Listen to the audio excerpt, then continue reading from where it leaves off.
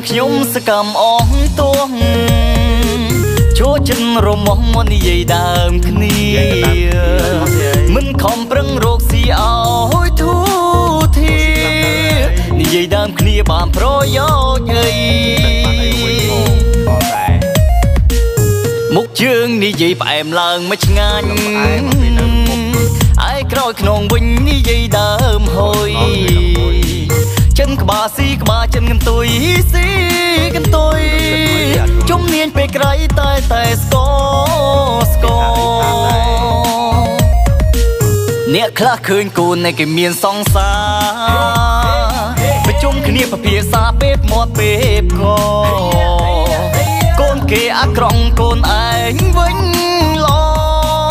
ខ្ញុំសូមអង្វរឈប់បានឈប់ទៅគូតែចេញងាកមកស្រឡាញ់គ្នាឈុំចំណែននឹងទីពីថ្ងៃនេះទៅខ្ញុំច្រៀងរិះគន់ចង់កែតម្រូវបើខុងឬត្រូវសូមអភ័យទោ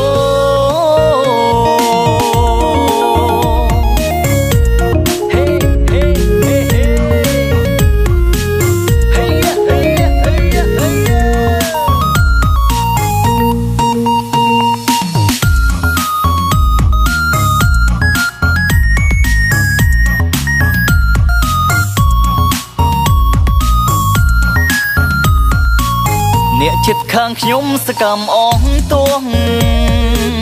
ចូលចិនរមោះមកនិយាយដើមគ្នាមិនខំប្រឹងរកស៊ីអោយធូធីនិយាយដើមគ្នាបានប្រយោជន៍អីមុខជើងនិយាយផ្អែមឡើងមិនឆ្ងាញ់ឯក្រោយក្នុងវិញនិយាយដើមហុយចិនក្បាលស៊ីក្បាលចិនកន្ទុយស៊ីកន្ទុយជំនាញពេលក្រៃតែស្គអ្នកខ្លះឃើញគូននៃគេមានសង្សារប្រជុំគ្នាពិភាក្សាពេបមាត់ពេបកកូនគេអាក្រង់កូនឯងវិញឡ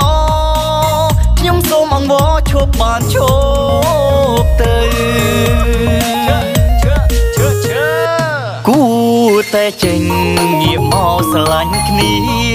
ឈុំចំណែននឹងទីពីថ្ងៃនេះទៅខ្ញុំច្រៀងរិះគន់ចង់កែតម្រូវបើខុងឬត្រូវសូមអភ័យ